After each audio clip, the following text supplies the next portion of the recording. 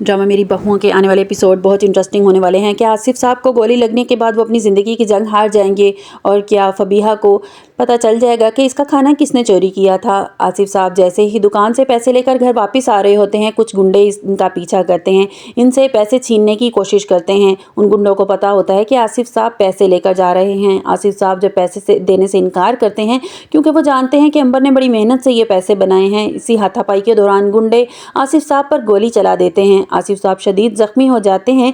आसिफ साहब रोड पर बेयारो मददगार पड़े होते हैं कि एक आदमी आसिफ साहब को पहचान लेता है।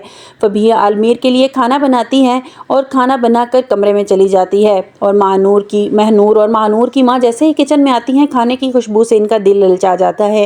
वो खाना उठाकर अपने कमरे में ले जाती हैं। आलमीर जैसे ही शॉप से घर वापस आता है, फबीहा उसे बताती है कि मैंने आज आपके लिए बहुत अच्छा खाना बनाया है, मैं भी आपके लिए लेकर आती हूँ। जैसे ही वो किचन में पहुँचती है, वहाँ खाना ना पाकर वो तो शोर बर्पा कर देती है। अपनी सास से कहती है कि मैंने खाना बनाकर आलमीर के लिए रखा था, लेकिन वो किचन में मौजूद नहीं है। अंबर तो सर पकड़ लेती है कि घर के माहौल को क्या हो गया है, अब मेरे बच्चे एक दूसरे के मुंह से खाने का नवाला भी छीनने लगेंगे। अंबर अभी इसी कश्मकश में होती है कि अचानक फ़ोन की बेल बजती है और एक आदमी बताता है कि आसिफ साहब रोड पर शदीद ज़ख्मी पड़े हैं, उनको गोली लग गई है। जैसे ही अंबर ये सुनती है, इसके पैरों तले से ज़मीन निकल जाती है। फ़ौरन अपने बेटे से कहती है कि तुम्हारे बाबा को गोली लग गई है, उन्हें हॉस्पिटल ले जाओ। उन्हें हॉस्पिटल ले जाते हैं। अंबर का तो रो रो कर बुरा हाल हो जाता है कि सब बेटे अपनी ज़िंदगी में मगन हो चुके हैं। आसिफ साहब ही मेरी ज़िंदगी का वाहिद सहारा है और खुदा ना खास्ता इन्हें कुछ हो जाता तो मैं क्या करती। कुछ देर के बाद आसिफ साहब को होश आ जाती है।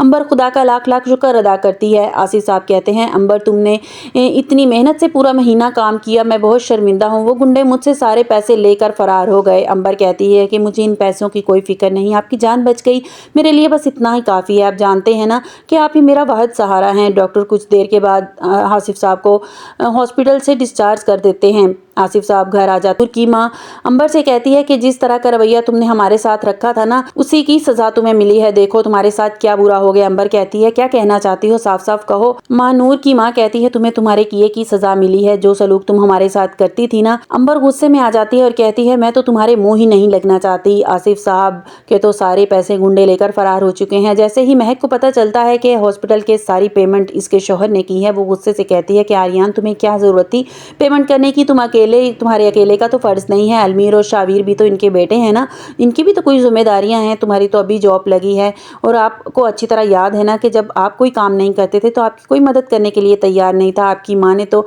आपको चंद पैसे देने से भी इनकार कर दिया था। आर्यन कहता है, कैसी बातें कर रही हो, मेरे माँ बाप हैं और तुम अच्छी तरह जानती हो जो पैसे दुकान से वो लेकर आ रहे थे, गुंडों ने उनसे छीन लिए थे। अम्मा अब्बा के पास अब कोई पैसे नहीं है। ये सारी बातें अंबर सुन लेती है। अंबर का तो दिल भर आता है, बहुत परेशान हालत में अपने कमरे में जाती हैं और आसिफ साहब जब इसे देखते हैं तो कहते हैं, अंबर क्या बात है, क्यों परेशान दिखाई दे रही हो। अंबर कहते हैं, मेरे घर में ये तेरा मेरा कब से शुरू हो गया। आप जानते हैं ना कि हमारे घर में एक ही चीज़ हुआ करती थी और जो हम सबकी थी। अब मेरे बेटों की चीज़ अलग है और मेरी चीज़ अलग है। आसिफ साहब परेशान हो जाते हैं और कहते हैं कि अंबर क्या बात कर रही हो, साफ साफ बताओ। अंबर बताती है कि हॉस्पिटल में पेमेंट आर्यन ने की थी, जिस पर महक उन पर चिल्ला रही थी। आसिफ साहब कहते हैं, मेरे ठीक होने की देर है, जैसे ही दुकान पर मैं वापस जाऊंगा सारे पैसे इनको लौटा दूंगा। अब देखना यह है कि जब तक आसिफ साहब बेड पर हैं, अंबर काम किस तरह चलाएगी और खाना बनाकर दुकान पर किस तरह भेजेगी। क्या इनके बेटे इनका साथ देंगे इस मुश्किल वक्त में। अंबर आसिफ साहब के बेटे इनके काम आएंगे या इनका साथ छोड़ देंगे। ईमान अपनी माँ से कहती है कि माँ मुझे राहिम बहुत पसंद है, राहिम बहुत अच्छा लड़का है और मैं चाहती हूँ कि मुस्कान की शादी इससे हो जाए। मुस्कान इस बात से बहुत खुश होती है कि बहन हो तो ऐसी हो। ईमान मुस्कुरा कर कहती है कि जैसी तुम्हारी और राहिम की शादी फिक्स हो जाएगी ना, सब घर वाले राजी हो जाएंगे, तो तुम्हें मुझे एक अच्छी सी ट्रीट देनी होगी। मुस्कान मुस्कुरा कर कहती है, क्यों नहीं। आपको हमारी वीडियो कैसी लगी कमेंट्स बॉक्स में अपनी राय का इजहार जरूर कीजिएगा और लाइक और सब्सक्राइब कीजिएगा।